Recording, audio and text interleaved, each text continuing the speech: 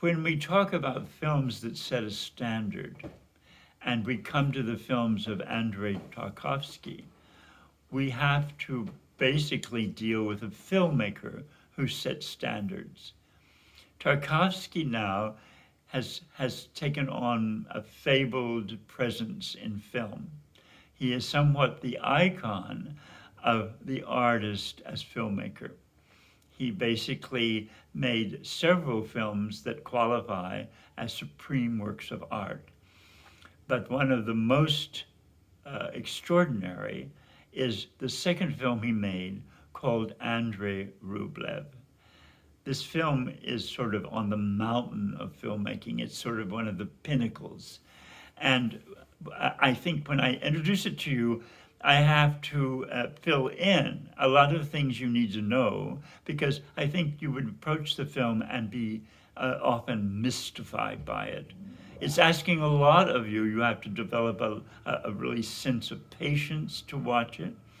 It has many episodes of philosophical debate. It's packed with imagery and with what we would call symbols, though Tarkovsky didn't like the word symbols. He rather felt that it should be imagery that you looked at. He didn't want you to actually ask what things meant. He felt that that was very obvious in his films. I think he was actually taking on an audience that probably he felt knew a lot more than they did. And so what you're doing is you're going to go into territory that is very dense, very rich, very beautiful, and somewhat awe-inspiring, but that requires a different way of getting ready to look at a film. You're looking at something extremely complex. And so some of the things that I would like to help you with, one is going to be the period in which the film it portrays. What happens is that it's known as being, Andrei Rublev is an early Renaissance painter in terms of years. That is, it's in the 13th century. But Russia was basically not in the Renaissance yet. Russia was still in the Dark Ages, still in the period where it was overrun by Chinese warlords called the Mongols, that they're referred to as the Mongols in the film. Also, you have a series of small princedoms that are small kingdoms run by princes, all in competition with each other. In the film, you'll see two brothers, one that is terribly jealous of the other brother and who basically takes his revenge by invading his village, one of his villages, and killing everybody in it, taking it over and searching for gold that he doesn't find. That is one of the main episodes in the film. The film is divided into episodes, very much like a film that Tarkovsky admired by Fellini called La Dolce Vita. So it has about 10 episodes, and these episodes trace the development of an artist. This is a development that basically fits in many instances what artists go through. They involve, of course, being with a mentor and following and learning to paint by being sort of watching the mentor work, being an apprentice. Then there's the period in which you leave the master that you were working with, and you go off to make your own life as a painter.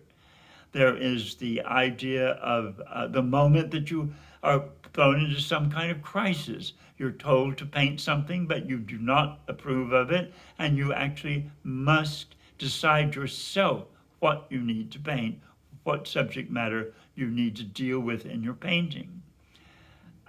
In this case, there is Andrei Rublev finds himself in the village that is being attacked, And he has taken a half-wit girl as a sort of, he's been her protector, and he must kill somebody to save her.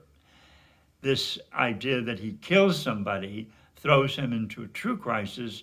He decides he must atone by not talking and not painting for years. And so he simply wanders. What is going to bring him out of this particular section of his life? And that is an episode about a bell being cast by a teenage boy who is doing it all on faith. That is a faith in himself. This is certainly a very, very unusual climax to the film because, mostly you would have the protagonist of the film being in the scene. He doesn't even appear until halfway through the episode.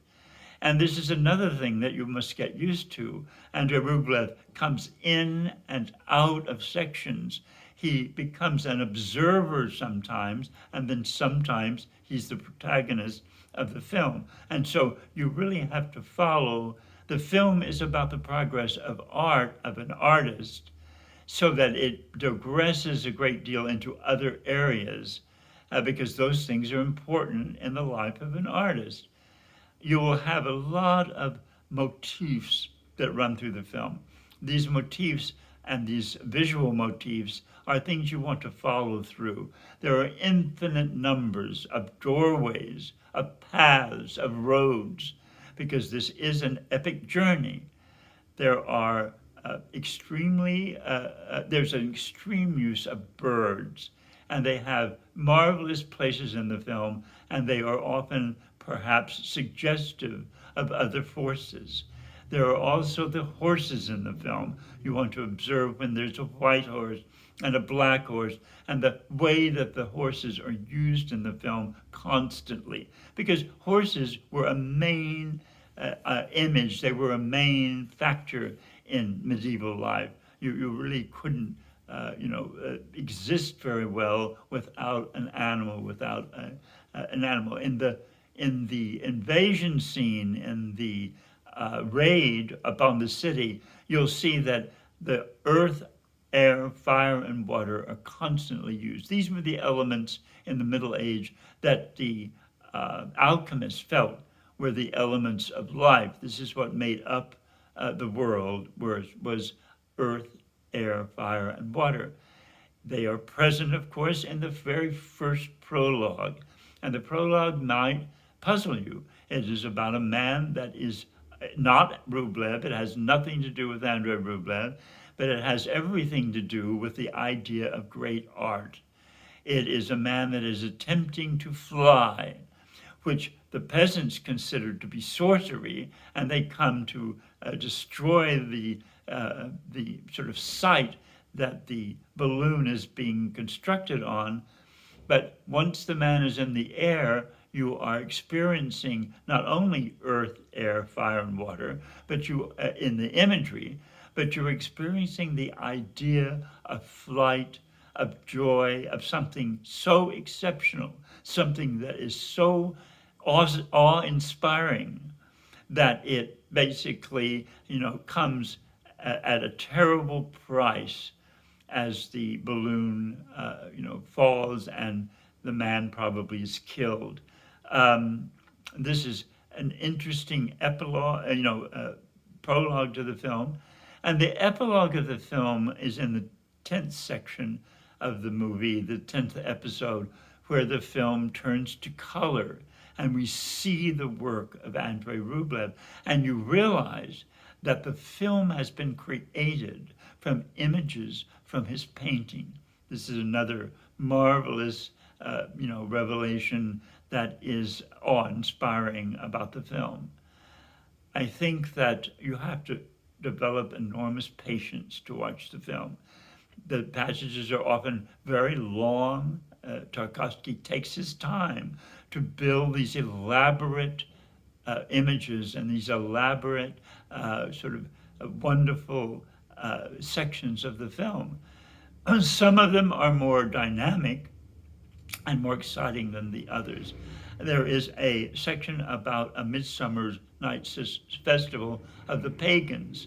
And in the end, of course, a pagan woman that he has probably had relations with during that night tries to swim away from the Catholic police that are trying to capture her.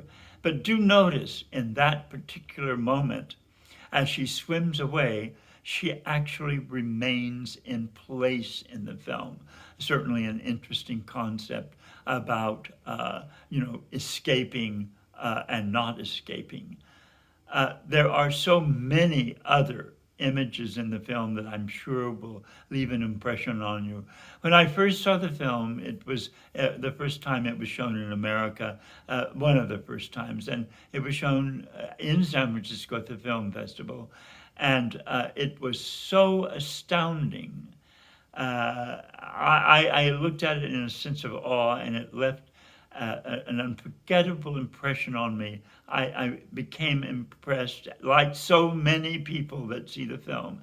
This is what I want to do with my life. I want to make films. I want to do something. I will never do something so wonderful as this, but I can try. I can at least try to climb that mountain. And that's why I'm showing you the films that basically set a standard. All filmmakers that have any kind of vision and any kind of ambition basically try to make films, and they use Tarkovsky as one of those mountains that they try to at least climb up the surface of, climb up the side of the mountain. That's what we hope to inspire in you, and we hope to inspire in anyone that has a passion for film and that thinks they want to make films. So please, I hope you work hard during this film. Try to notice as much as you can so we can talk about it afterwards. But I hope it does leave a wonderful impression on you.